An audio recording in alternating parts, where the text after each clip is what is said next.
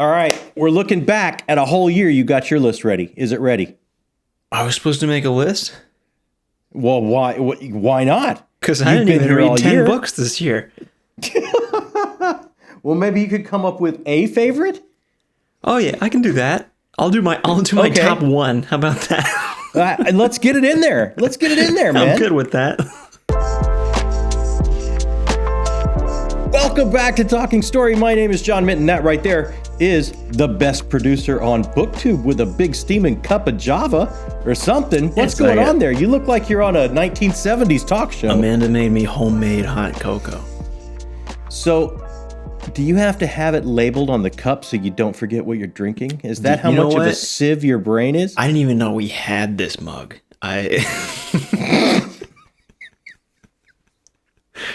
It just you don't know appeared. What goes on in your house.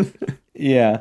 You know what? That's incredibly lovely of her to start your year off like that. It is. She demanded I take the day entirely off. I've had a great time.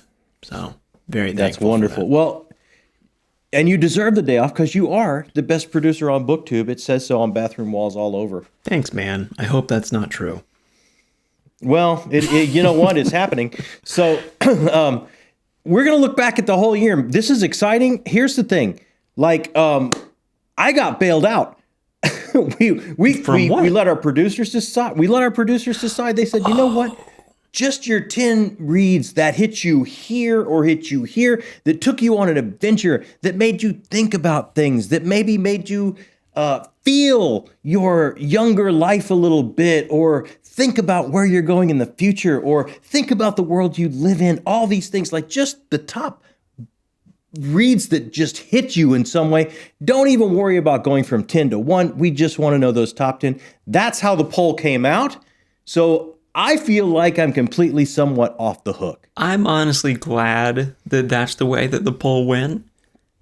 Me too. Because I can guarantee that if it went the other way and you had to rank them, as soon as we ended this video, you would have gone, nah, I changed my mind. Nah. You know what? And you're so absolutely, it's like I was really angsting over it, and now I just get to have a good time. So look, before we get much further into this, okay, you hit me. What is your top read, best producer on BookTube's top read of 2024? I want you to guess, because I'm almost positive you get it right. Man, I'm going to say The Gallant by Janny Wirtz. Of course it's The Gallant. It was incredible. It's maybe one of my top reads of all time. I loved it that much. Seriously. Yeah. It's like up there with Mary Shelley's Frankenstein for you. It's up there. It just really spoke to me, man. I mean, I think that's part of it. That if you haven't read The Gallant, absolutely do. Janny's prose is incredible. Yes, it may be hard to get into. It's very dense, but just keep going. Keep going with it. You'll find yourself picking up more things than you realize, and then you'll just steamroll. You'll just get sucked in and keep going. That's how I say you should read it. But absolutely check it out. It's amazing. Yeah. And once you get sucked in, you're going to find yourself starting to feel things and think about it. Yes. That's what I love so much about her story, is that it's hyper emotional. She has these three-dimensional characters that are feeling such deep emotions in a prose that's really dense. Like, I still don't know how she accomplished it. It really moved me. And the way that the story goes spoke to me personally. I'm not going to go into it because I don't want to do spoilers. But just the stage I'm at in life right now, and experiencing love and how that attaches to your identity and what it makes you. And it was a really moving story. I cannot wait to dig into the Wars of Light and Shadow. Wow. You know what? Congrats, man. It is awesome to have a read like that. I'm so happy for you and so enthused for you. And let's drop a link down there for that, because look, this is Janny Uwari. We are doing the huge Buddy Rio War Light and Shadows. The link is down there. That is the prequel to Wars of Light and Shadow. Grab it. It's not crazy long. See if you vibe with it. See if you want to jump on board with us. We're going to have, it's us, and it's like, oh my gosh, other booktubers from all over the globe, literally. And we're going to have our first discussion in February. And I believe the amazing Janny Wirtz will be joining us for the first discussion. So yes, we'll throw a link down there if you want to join us for that read along. Jacob's read of the year the link is there for you. Yeah, you can pick up the ebook on Janny's website, and you're known as the good book salesman. We haven't really talked about what exactly the Gallant is about. So what would you say it's about? Because you've read it as well. You know what? I'm just gonna leave you. That's your pick, man. I'm gonna let you stand. I think you did a great job. No, okay. No, I think you did a great job. I think you did an amazing job. Yeah, 100%. Because we got so many books to talk about. That is true. It is BookTube, and there's no way I kept it to 10 books. Are you serious? Gotta be honorable. Look, dude. How many there's do you honorable have? mentions. It is BookTube. Wrap that poopy face back up because we're not. I'll turn this video right around. Let me take a delicious sip of hot cocoa and it'll go away. Yeah. Okay. Take in some cocoa. Get ready for this because look, I've got some honorable mentions. I've got 4 honorable mentions, and the reason this is coming out so early in January is because I don't like to not give myself every moment of time, and there is a couple of reads that came in at the very tail end of December. And that's why I give myself the entire year, and I don't put this video out before it is the year following the year we're talking about. So this I wrapped up this month, and you have it because I lent this book to your lovely fiance Amanda to read. Is your you can hold it mention? up for me. All right, you ready? This is one of my honorable mentions. Yes, bang! Nettle and Bone by T. Kingfisher. This was the Patreon read for this month, and I had such an amazing time with this. I read both of her novellas, the What Moves the Dead and what the other one, I can't remember the title of it right now, but I read both those novellas this year, and I wrapped up the year. Feast at Night? Is that what it is? Yeah, What Feasts at Night, that's it. What Moves the Dead, What Feasts at Night. I read both of those kind of to start the year, and then I wrapped up the year with T. Kingfisher again with Nettle and Bone. Wow. Blown away. It was such an amazing read. So many times, those of us that read like dark fantasy, grimdark, call it what you will, we find ourselves thinking or saying, oh gosh, boy, this world, it's brutal, and wow, is especially tough on women and children, the brutality, the abuse, these kind of things. Here is an author that just took that on right up front, face to face, took that convention on. This is a story about a young princess whose sister has been married to a neighboring kingdom to keep the peace, and she starts to realize that some abuse is happening. She puts a found family together. It is a tale of revenge.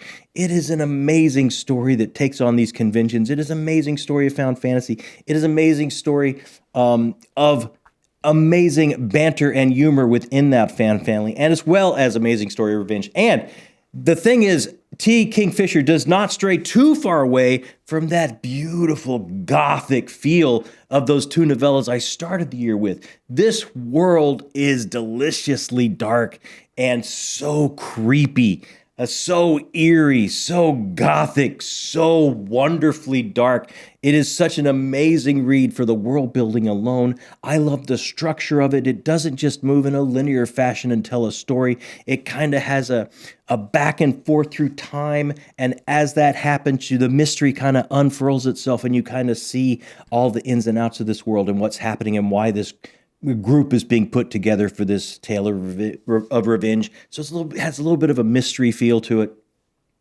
I cannot recommend it enough. And hold this book up again. Hold it sideways. Let me show all of this happens in an extremely thin volume. This is not one of those chunkers that you're going to have to spend weeks and weeks reading. This is one of those that, oh my gosh, the compression. She gets in and out and tells this story.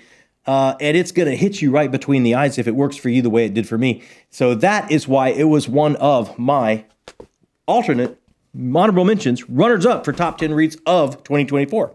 But it didn't make top 10. How many honorable mentions do you have? It did not. It didn't. I got 4. It didn't sneak over into top 10. Hey, you know what? Back off. Because I think you're going to like him. The other honorable mention almost made the cut, but didn't quite. Was The Peculiarities by David Liss. Come on. We know David Liss, New York Times bestselling author of historical fiction. He is at the top of his game here because he plants his nerd flag and lets it fly free. Not only is this amazing historical fiction, we're kind of like in the Victorian era. We're kind of dealing with the Hellfire Club. We're dealing with these, in some cases, actual real personages that live back there, and like Aleister Crowley, Sir Arthur Conan Doyle, these people that became enamored with the occult and wanted to know more, wanted to peel back that curtain, get a look at what was happening possibly. So it's taken place in that area. This is a family drama. It's a story. It's a historical fiction. It's a story about banking, believe it or not, that becomes exciting. It's a wonderful mystery. It's a story about the magic that starts creeping from one type of reality into our reality and leaving lasting marks, and insinuates itself into this family that is trying to grab the reins and control it in a way. And the young people in that family may be having to answer for some of these machinations that's going on. And it was such a wonderful, again, family drama, historical drama, mystery, a bit of a detective story, and it's such a great portrayal of magical realism, and just David Liss allowing himself to go full blown. I know he has written like some sci-fi books in the kind of young adult, even maybe a bit younger than YA series that he has, but this, he really let himself just go all in and have a great time. You can feel the sense of play he's having while you read this book. You can feel he's having a great time, and it just comes off the page and comes into your brain and gives you a party as well. Again, not a huge book. Check this out, The Peculiarities by David Liss. Here's another one that I just literally finished. I can see it already. You finished this like days ago, right? The night of New Year's Eve. Oh, wow. I read the last story in You Like It Darker by Stephen King, this collection, and I've kind of been working on this for a good chunk of the year. Sometimes I like a little bit of a palate cleanser. These big chunkers we read in sci-fi and fantasy. Sometimes, I just need a little quick hit to clear the decks before I move on to the next big read. So I always have a book of short stories going, and I have been a Stephen King reader since, oh my gosh, junior high, I'm guessing, for me. So when he came out with a new collection, I absolutely grabbed it. I've absolutely been kind of tasting it, nibbling at it in between reads all year long, and I finished the last story, The Night of New Year's Eve. Wow. I'm not saying it's one of his all-time great collections, because he does have some of those. So this is not that, or it would be top 10 for me. But some of these stories are going to live up here forever, especially like some of the end ones, like Rattlesnakes. I did not know I needed a sequel to Cujo. Cujo is not one of my favorite Stephen King books, but this kind of longer story, maybe novella length, I'm not quite sure if it quite makes it, probably, sequel. Oh my gosh, a story about a life lived and guilt and the market leaves and how you can transcend that and move on with your life, and a haunting and how it pulls you back, and maybe you're not completely healed. All the things that Stephen King just can knock out of the park, and he did so with this. And there were other I would say there was about 5 or 6 stories in here that I am not soon going to forget. The very last one as well was just a banger. I mean, seriously, there's 5 or 6 in here that's like, wow, amazing. This proves that when he wants to take a bite out of somebody's psyche and soul and leave a mark, he absolutely can. He still has his full game. When he needs or wants to go darker, he absolutely can. And I so enjoyed going there with him. And that's why this is also an honorable mention. Cool to see Stephen King. You know what? He doesn't get enough. Oh, here we go. Talking about the chunkers, talking about fantasy here. This year, I, buddy, read all of Bound of the Broken by Ryan Cahill, the last full book in that series of War and Ruin by Ryan Cahill. I feel like maybe possibly for me, as exciting as this story is, and you know if you've read this, how exciting it can be. Dragon Rider fantasy, high action, high adrenaline, bombastic, grand sweeping operatic story, world spanning, many POVs that kind of pull together. Everything we love about this genre is packed in here, but just as exciting as all of that and the characters you get to follow, Kaylin and Ellie, all of them, all the found family that you become attached to and get to follow.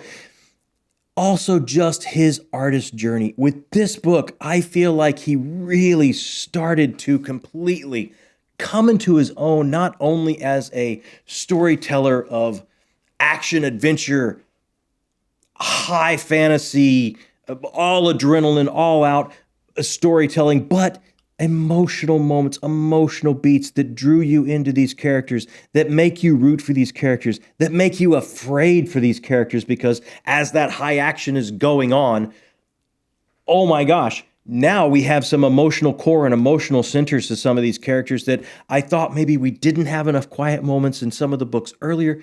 Here, he is starting to come into his own full strength as a writer. Many, many, many more tools in his case and in his belt to pull out when he's storytelling. And I really think he took, amazing to me, the journey he's had with each book and the strides he's taken, but with this most recent. And that is why Empires and Dust is so high on my list of what I'm waiting for in 2025, because not only do I have to see what happens to all these characters, I want to follow this artist's journey as he comes more and more into his own as a grand storyteller. And that is why that is an honorable mention for me as well. Now, question for you. Now, real quick. Hold on. Question for you. So on this list, yes, sir. I assume you're only allowed to do one book per series, right? Here's the rules. Now that we've done you made me think about it. Yeah.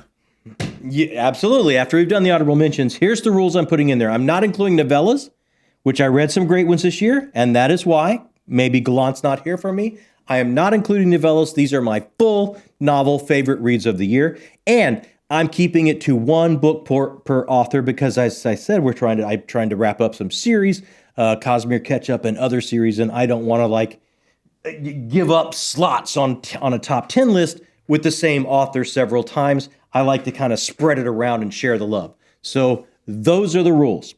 Okay, understood. Okay? And that was all your honorable mentions, or you got one more? We're going into the top 10 now. These are my top 10 reads of 2024. All right. Well, here we go. Let's do it. Here we go. And like we said, I was off the hook in no particular order. Okay, so the first one is Justice of Kings by Richard Swan. This is book 1 of the Empire of the Wolf trilogy. I have only read book 1. I cannot wait to get to book 2, and let me tell you why. This worked on so many different levels for me. This was such an amazing story of empire and conquest, and as it spreads out further and further and gobbles up and subsumes some people around that empire as it spreads out across this world, what keeps all these people on an equal footing? What is it that allows them to join a culture that has conquered them?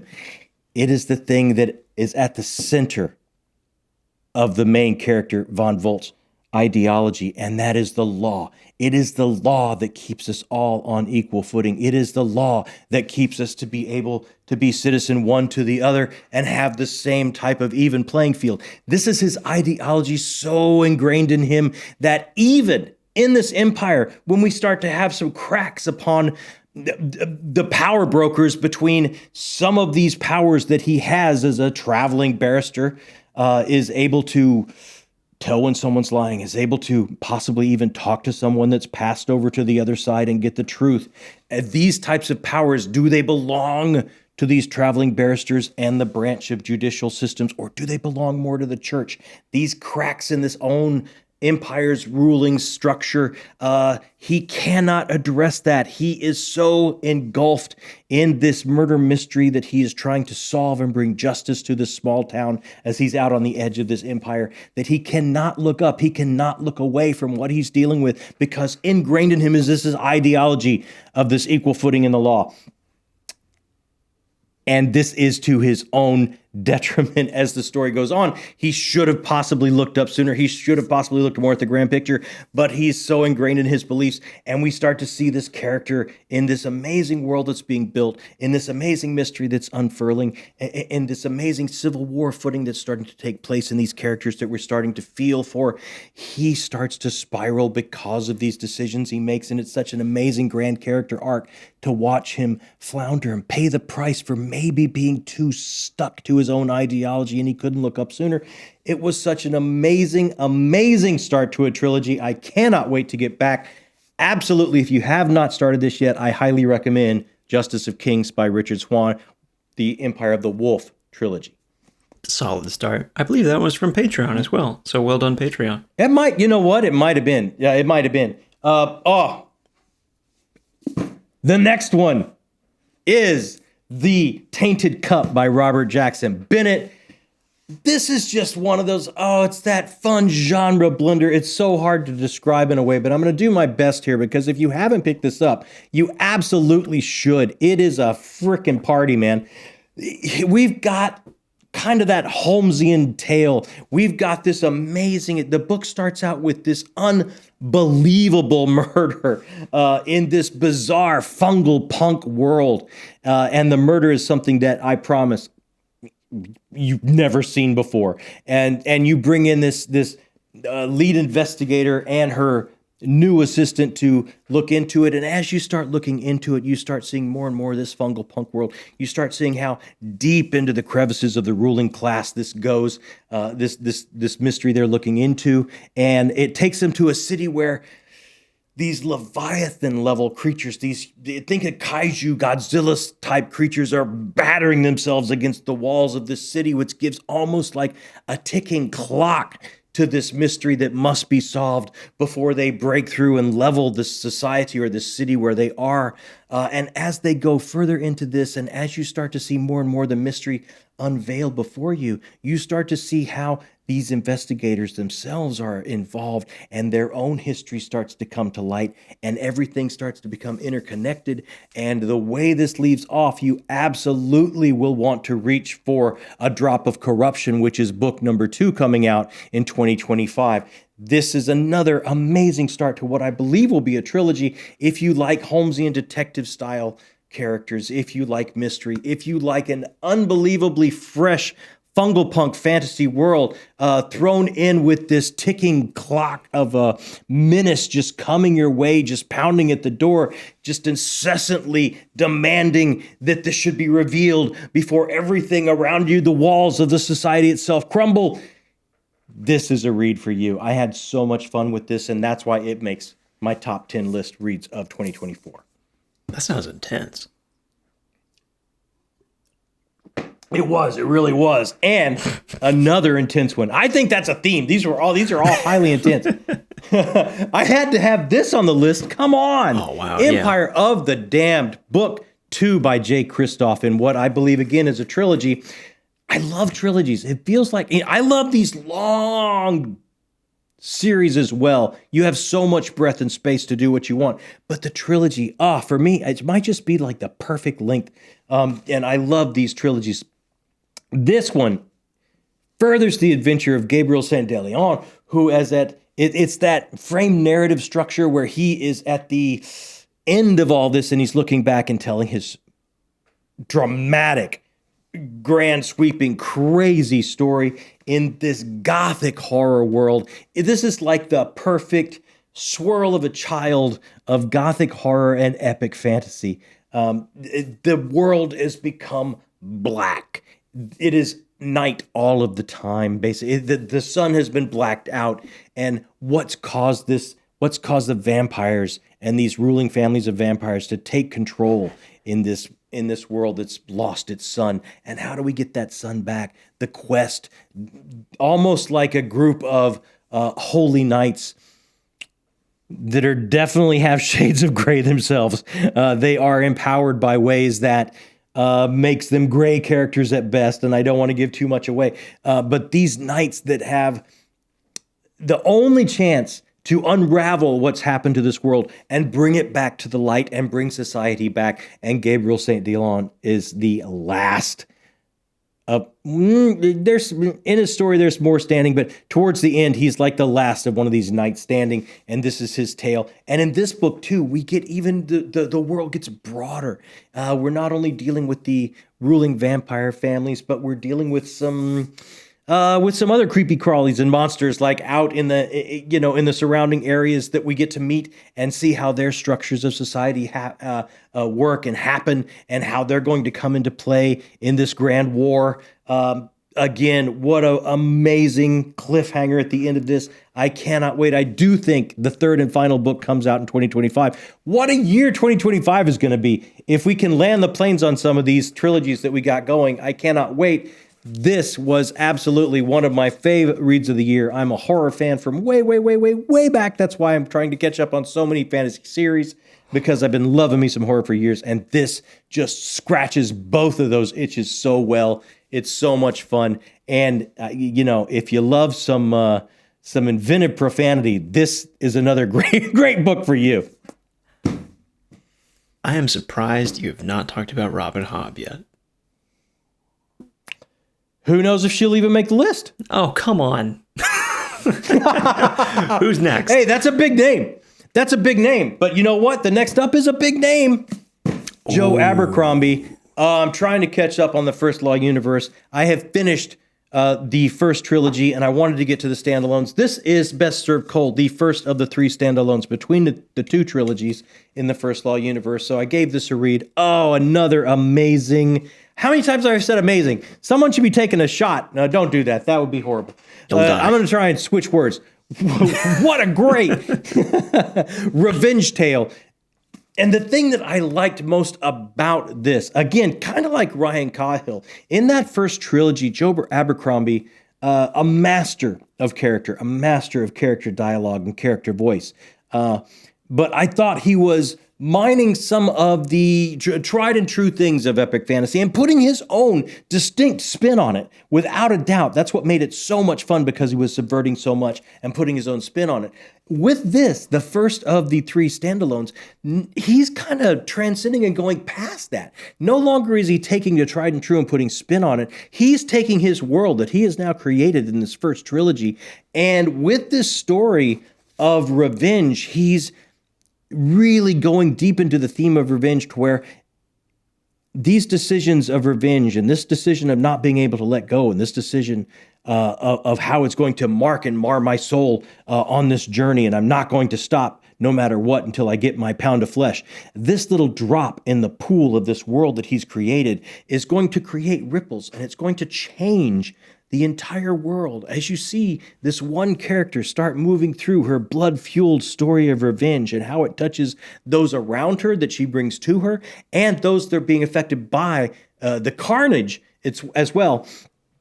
You start to see these ripples go further and further out into this world, socioeconomic, political, all different types of ways, and you start to realize he's now created his own rock-solid world. He's not taking top spin on tried and true tropes anymore. He's got his own sandbox that he's able to play in and have a party and have so much fun. And I felt this was a huge step in that evolution for him as a storyteller, as to start just milking what he has built, as opposed to relying on some of these conventions and tropes that maybe we've seen in so many other people's work, even though, again, he put so much of his own personality into it. So that's why this just hit me so well, because to see him take those steps was just beyond exciting for me. Another great revenge story. And Casca, come on. That's all anyone needs to know. And you didn't say amazing all that much. That was... I think I said it once, then I tried to stop myself. Well done. Which is amazing in and of itself. Hey, we got to talk some Janny words. Oh, yes. I support I'm not going to this. do the gallant, because again, we're not doing novellas on this list. We're doing full novels. But To Ride Hell's Chasm was absolutely one of my favorite 10 reads of this year. The prose is delicious. It will just wrap you up like a warm blanket and transport you to a different world. It is not language that you have heard anywhere in your life. That's why it's going to make you realize that you're in a different reality with different people and different descriptions coming your way and a different world that you are living in when you're in this book. And it works to such amazing effect. And the book twists and turns so many times. We start at the beginning with a princess that has disappeared right before her big royal wedding. So we call in, along with the captain of the guard, we call in one of the guards on the far-flung edge of this city. Why is he there? Because he's a bit of an outsider. And this brings us to one of the main themes of this book. Outsiders, othering, a line, racism, classism, drawing that line between us and them. As this person, Mikhail, comes in to investigate, again, the story is going to shift time and time again as we start to understand more about the mystery, more about the world that everyone's inhabiting, more about the socioeconomic strife that's going on. We're going to have scenes of heavy racism and degradation. And at the moral center of this is always going to be this character of Mikhail, who understands himself and understand what he's willing to do because of his past, to not give up, to have a moral center and stand his ground and draw a line and say, I will not fail again because of his past. I will bring to light what is happening here. I will not back down, regardless of what society thinks of me and how I am treated. I will keep moving forward. And it is this comfort in his own skin and his grace and his understanding and his unrelenting pursuit of what he perceives to be right, which is what makes him one of my favorite characters of the year. And as we get further into this world and the mystery unfurls, we start to get more about the magic system, more about the history, more about the past. All of these things, character past, world history, what's going on now, they all intermingle and braid themselves into telling one grand story in one book. This is not a series. It's not a trilogy. This is a standalone. You're going to get an entire tale in one book, and it is absolutely done, I thought, to perfection. There was nothing as far as threads left hanging that she did not wrap up. Every character had a complete arc. Even the tertiary characters around that were fully fleshed out and living as well had full arcs and endings and came into really meaningful ends on the periphery as they came onto the main stage to have their moments. She gave them all just a wonderful, wonderful standalone fantasy. If you're looking for something that you can pick up and read a book and not can make a commitment and be enmeshed in a long trilogy or series, this is a wonderful way to give Janie Wirtz a try. I cannot recommend it highly enough. I love to hear all that Janie love. That makes me happy. Yeah. Now I got to duck over here and get some books. So, hey, while I do that, I think you got something you can drop here in the middle, right? You talking about the Patreon stuff, or do I have to talk? No, the Patreon stuff. Oh, yeah, I can do that. Hey, just a quick break from the show to say a very special thank you to all of our correspondents, our directors, and our producers here that help us build the channel. Together, they do so many things. They help us make decisions. They help us keep the lights on and keep rolling, all the way up to taking over our channel once a month and getting their content on our channel. If you're interested and you have any questions about it, right down there in the description box under the Patreon link, you can find out all about it. And just a very special thank you to all of these people. Now, back to the show. I can see why you didn't put those on the stack. Not because there's too many of them, but because those are big books, dude. These are big books. These are big books, and they packed a punch for me this year. So, look, let's get into it. Go for it. We did the Cosmere catch-up all year long. We have wrapped it up with Wind and Truth. That is not my Cosmere read of the year. This is my Cosmere read of the year, Oathbringer by Brandon Sanderson. I think, without a doubt, this for me, this is my favorite Stormlight read. This is the Brandon Sanderson read that I am going to carry with me, and strictly because in all of these Stormlight books, we have a focus on one of the main POVs and we get their backstory. In this one, we got Dalinar's backstory. And I so not only relate to it, but draw inspiration from it. It's one of those stories that stay with you and might possibly, if you internalize it the way that I've tried to, might possibly change the way you look at the world around you or yourself in that world. This is an amazing story of despair and redemption. And as well, the Stormlight, of course, it's a wonderful examination of all the other characters as well, and ratcheting up the tension book to book, and grand world building, all those things that we know. But for me, what stuck with me the absolute most here was Dalinar's backstory. The beginnings of it, when he was known as the Blackthorn, and the guilt he carries from the decisions he's made, and how it has left this mark on him, all the way down to what type of man he is in his society and his own family and his own self, how he has to cope with that, how he has to come to terms with that, how he has to hide from that, and then possibly accept it and have a rebirth to have a different effect now that he's having these huge religious visions coming his way, and he feels he's being called to do something, to rise to a moment in destiny, to possibly save his very world and civilization and all the people in it around him. How can he do that? He cannot do it without admitting and accepting and looking inward into the broken pieces of himself and start to understand how he was responsible for breaking them, and how he, by accepting that responsibility, can start to stitch it back together. And after hiding from those things for a certain amount of time, how he will never again hide from his decisions or hide from his journey or hide from what he's done, because that will do nothing but stand in his way between the destination he must get to and how he must raise himself to what his destiny is calling him to do. It was a grand story of redemption. It absolutely worked for me. It's absolutely one of my favorite characters, possibly of all time, the way it sticks with me and the way it speaks to me, just as a person dealing with my own past mistakes and how I move forward and how I deal with other people while I'm trying to come to terms and deal with what I've done in my own past to myself. This book did all that for me on a personal level, so there's no way that it couldn't be a book of the year for me, because, of course, epic, grand, fantasy, huge storytelling, but still on an internal, personal level for me, it was very, very, very powerful. I mean, I think if that one wasn't on your list and you still had the tattoo, something would be wrong. Yeah, it would look a little weird, right? Yeah, be a little odd. That'd be a little weird. Yeah, it'd be a little weird. All right, we got another chonker, man. Another? Okay. We got another chonker.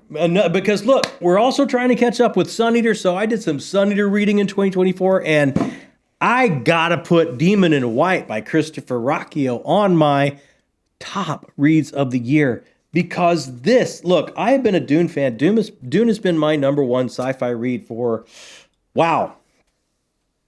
It's battled out with Hyperion for me. I mean, since, I don't know how many decades going back. This is starting to knock on the door. This is starting for me to rear its head in that conversation. I'm going to be picking up book 4 this month of January of 2025. But for me to see this level, again, the framing narrative device that I so love, this grand sweeping tale of Hadrian Marlowe, is he overbearing and melodramatic? Absolutely. Does he have a reason to be? Yes. Does he have press that he can buy into and believe of being the half mortal? Yes. And particularly when we get to book 3 here, we start to see things that it's like, wow, no wonder he's pretty full of himself. Like this guy's done some stuff. It's amazing. This is like 3 books in one. We get that, a bit of a cyberpunk tale. We get a bit of a political machinations in the kingdom tale, kind of like a high fantasy jockeying for position, Game of Thrones type feel tale. And then we get towards the end, we start to see Oh man, these threads of cosmic horror that are interwoven through this whole thing start being pulled a little bit. The tapestry starts coming together when these threads are pulled a little bit. The picture starts to come into focus a little bit more towards the end of this. And we get also at the end of this, you get just an amazing military sci-fi feel. The hazards, the price to be paid by all-out war, what that does to friends on the battlefield, larger societies that are in this type of thing, the understanding of your enemy, or just understanding of not being able to understand that enemy at all. The grand journey itself here of Hadrian Marlowe, where he starts out as just this idealist that wants to leave and run away from his aristocratic beginnings and go into academia and find out these dreams of discovery and exploration and peace that he has as a young man are not only not going to happen to him, but he is going to have to go all in on some of the most hideous decisions that could be considered genocide and war crimes as anyone could possibly be called upon to make. And these aren't spoilers. These are all on the first flap of book one. So the prose is thought-provoking and gorgeous at times. It will make you slow down and reread passages. It'll open up your mind and make you think about things such as space, time, faith, loyalty, honor, so many different themes and things that you will have to stop a moment and think about because of the way the words are just structured together, as well as just all out space opera on a level that I just haven't seen. Or I mean, granted, it's out there. I just haven't read enough of it, possibly. But this scratches every bit of itch for me looking for it, and that's why, I don't know what the Sun Eater has in store for me going forward. This was a lot of people's favorite until they got to book 6. I haven't got to book 6 yet. A lot of people now are telling me book 5. Kingdoms of Death is their favorite. That's coming up for me in January. I cannot wait to continue this journey. I find this to be an entirely fulfilling series by Christopher Rocchio. Man, I got to read Howling Dark. Yeah, you do. You absolutely do. Very early in the year, I read my very first Guy Gavriel Kay. I did a buddy read with some other folks, and we read Song for Our Bone, and let me tell you, it has absolutely stuck with me and not gone away, and I do not think it ever will. I've said before on several other videos and things like that, how do you describe this? What is it about? Take the most important thing to you. For some people, that's going to be faith. For some people, that's going to be creativity and art and passion and the obsession of creating something. For some people, it will be nationality, where you come from, who you are, how do you define yourself from where you come from. Some people, it will be love and how that changes you when you start to define yourself from the gaze outside yourself, from that person you love and how they look back at you. That becomes the most important thing. What is this book about? It's about all of that. It's about all of that. Whatever's the most important thing to you, this is what that book is about. The characters, the journey these characters take. Oh, the aging Lothario that is loved and lost and just will never be the same again. Such an amazing romantic character done to perfection here. The warrior that has left his kingdom behind because there's a certain dearth of honor there. This examination of the fate and how the pieces fall together. The ending is so amazingly satisfying when the last puzzle pieces click into spots that you did not know were coming, even though it was completely telegraphed and the architecture was all there and the breadcrumbs were all there for you. And you look back and you go, oh, it will hit you like a ton of bricks at the end when those final pieces slide into place. I want to live in this world where song and art are worth fighting for and so important and put on a pedestal, and love is just this grand sweeping thing that's worth dying for. Wow, this so wonderfully realized as far as a character journey, motivations, and you will completely believe what they're doing and why they're doing it because their motivations are so completely human and understandable. It doesn't rely a lot on magic systems or fantasy trappings that we may have from other stories. It's in there. It's sprinkled in there. But you will also ask yourself, is like, wow, was that really magic, or was that just the grand human experiment and experience that I'm a part of as well? It's one of those that just, it'll make your wheels turn and it'll make your heart pump. This is one of those special reads that hit you in both places. Absolutely loved it. Now, if I'm counting correctly, you got one left. I got two left. I was not counting correctly. Continue. No, you were not counting correctly, but you were counting correctly. I got to have some Robin Hobb on this list. There we go. Okay. Oh, come on. I read the Farseer trilogy this year. I only committed to read book one, but it hit me so hard and so personally. I had to trash my TBR for the next 2 months going forward so I could read book two and book three, one after the other. She was the only author ever to win Book of the Month here on this channel 3 months in a row. Time after time after time. And I tried to stack the deck in some ways to change it up here and there. I tried to stack the deck up the way so, surely maybe this will win for me. But no, the Queen came out on top every single time. And looking back, it's so hard to pick a favorite, to do the one book per author rule that I set out for myself. But I'm going to pick book two strictly because this is a story of a young man coming of age and becoming a man. And it's going to follow him on this journey. And by book two, we get these amazing, beautiful moments of first love and how that affects and changes you, and what you will give up for it, and what you will give it up for other things. And what price will you pay for that? And as you become a man and leave these naive, childish things behind, as you fully form and move into this personage that you've developed for yourself in your own mind and your heart, and you put that out into the world, there's almost a rebirth that needs to happen to leave that behind. And the rebirth here is portrayed in such an amazing, fantastical way. It's such a beautiful metaphor. But at its core, you're looking at the rebirth of a man leaving his childhood behind, and understanding what all of that means, and understanding what all of that costs.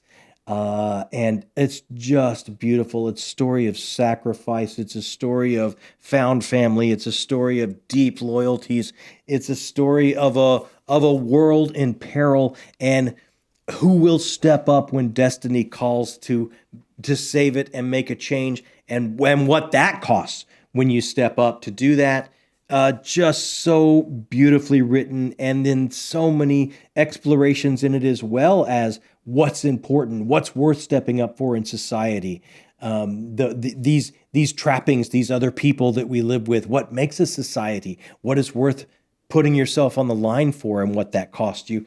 Just over and over and over again, this just struck me and spoke to me in so many amazing ways. Forever, Fitz, Night Eyes, so many characters, Patience, Burrich, so many characters are burned into my soul. I cannot wait to get back to this world and continue my journey with Realm of the Elderlings, and continue my journey reading Robin Hobb, because just absolutely one of my favorite author discoveries this year. And just, wow, this was absolutely mind-blowing to me. I gotta be honest with you, I don't know what can come after that. I mean, I know you're not doing these ranked, but it seems like the ones that kind of hit you the hardest are coming up here toward the end. And I really thought Robin Hobb was going to finish that off. Well, let me tell you, we got one left. And I don't have the physical copy here. I read it as an e-copy because it was a copy that we do book club with the missus here. And my wife picks a book for me to read. And this is one she'd been telling me to read. I'm not kidding. It's been years. She's been telling me I would love this book and I should read this book really honestly for years. And then when we started this channel and we do book club with the missus, she had me. She's like, here it is. You're going to read it. And you could throw it up right here, right, buddy? City of Thieves by David Benioff. Yes, that David Benioff, one of the showrunners from Game of Thrones. This is his novel. And oof, this starts out and it grounds itself as a grandson talking to his grandfather before it's too late, as we're all have a fleeting moment in time in this physical world, to get his past story as a young person and where he came from the mother country of Russia. And it grounds itself so well in that way. It makes it tangible. It makes it real. This little prologue of this grandson wanting to get a story from his grandfather. It makes it so personal, tangible, real, that you were just so sunk in and bought in when it goes back in time and tells the story during World War II in Russia during the siege of Leningrad. Broad strokes, there's two people that meet in jail. They're pulled out of jail, pulled in front of a colonel who gives them the quest of find me fresh eggs for my daughter's wedding cake because she's getting married here in this many days, and I've got to have a wedding cake. This is a time where you couldn't find food, much less fresh food, much less fresh eggs in Russia whatsoever. The siege is going on. It was just unbelievable depravity in what they were having to eat. They had sunk so far. It was almost inhuman, the existence they were carving out. This is a grand quest, just like every epic fantasy we've talked about, to find something as simple that we would take so for granted, life in an egg. And they set out across this war-blasted reality of Russia at that time into the countryside and back. And it is so much like an epic fantasy quest because they have to. They have to look at this world around them as if it were a fairy tale. There's no other way that they can take this in and make it make sense to them. The depravity that man is able to foist onto his fellow man. They have to see it almost as if it were a fable reality around them as they go through these moments of high adventure, high drama, love, loyalty. It is every bit of the human experience lived in that definition of drama at a compressed amount of time, at a heightened level. It delivers it all. It will make you feel triumphant. It will make you despair. It will give you every sense and emotion of this grand journey that we have on this physical plane of being a human and sharing that with other humans that you can possibly imagine. This book will give you that. It just absolutely. My wife's a very smart woman, and she was right. This blew my hair back. And it's again not a thick book. What he is able to accomplish, this story and the compression he's able to accomplish it with, and the journey and the banter and the laughter in the face of the blackest of realities that you will go on with these two men as they go questing for these eggs, will absolutely stick with you. I hope, like it did for me, most probably for the rest of my life. And that's why that as well is on my list of top 10 reads of 2024. Special thank you to the missus for pulling that out and saying this will be Book Club of the Missus. You will have to read it. And boy, was she right. I should really listen way, way sooner. Well, remember that when she comes to you and says you need to read this. Yeah, but now, we try and do book club with the missus every month. So she kind of has she's got more opportunities to force you now. Yeah, absolutely. Well, I got it's one of the funner things we do here. Hit me. Now, I would ask you what's your number one book of the year, but I feel like that's not fair because people told you don't have to do ranked. So I'll ask you it in a little more. I will answer that question. Okay. But I stacked these up, but I will say I think my number one read of the year is City of Thieves. Really? I think that I had money on Robin Hobb. these three at any given moment could take that title and jockey for that position of number one. But for today, it's City of Thieves. At this moment right now, it would be City of Thieves. Wow. So look, we have a lot of links to throw down here. Yes, we do. If any of these books, I hope some of these are interesting to you and you want to give these a try. And if you do, oh my gosh, please reach out and let me know how they hit you, because that's what we're all about here, is talking about story. Oh my gosh, where are we? We're on Discord, where we have book club with the missus every month. We have read-alongs every month. We're hanging out and talking about story all the time. We're on Twitter and you can do it. Instagram. Yep. And there's one more. Blue Sky. There you go. Nice. Yeah. So hit us up all those places. But look, the easiest place to hit us up right now, boom, in comments. We love comments. The whole reason we started this channel was to talk about books with the people that love books, the kind of books we love, to talk story back and forth. Oh, nothing makes us more excited here on the channel. I'm going to answer every comment that comes in. I'm going to answer them as quickly as I possibly can, because that's what we're all about. While you're down there as well, bang, that thumbs up button. I know it's kind of goofy. You might not even think about it, but it does help us so much. It helps us grow the channel and reach out and meet new friends and bring them together so we can talk about story and art and get their input and just all be the richer for the more and more people that come together and talk about those things here on the channel. And if this is maybe your first time just thinking, oh, what did this guy think about his year in reading? What were his favorites? And you maybe been here a time or two, or maybe it's your first time and you haven't hit that subscription button yet.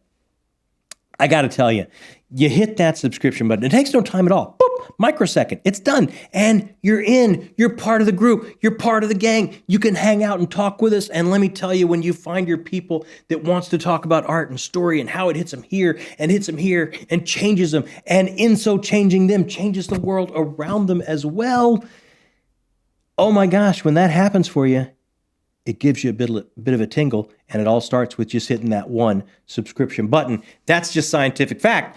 So I think, wow, that's it. That's it for our year. I think we had an outstanding, amazing reading year, 2024, and we have to thank all of our friends and family here on BookTube. Most of these are recommendations that we've started getting our way since we've started this channel. It has absolutely changed our life and changed the way we look at the world through story, because of all of you recommending these books to us, and we can never thank you enough for that. I really mean that. A lot of the sweetest people I've ever met in my life are from BookTube. Hands down. Yeah. I'm just not even a competition. It's the best community. Not even a competition. Mm-hmm. Yeah. Not even a competition. So that's it for us. Look for us in 2025, because we're going to cover every book we read through the whole year. So you can start to see what's going to take the title at the end of 2025 or the beginning of 2026.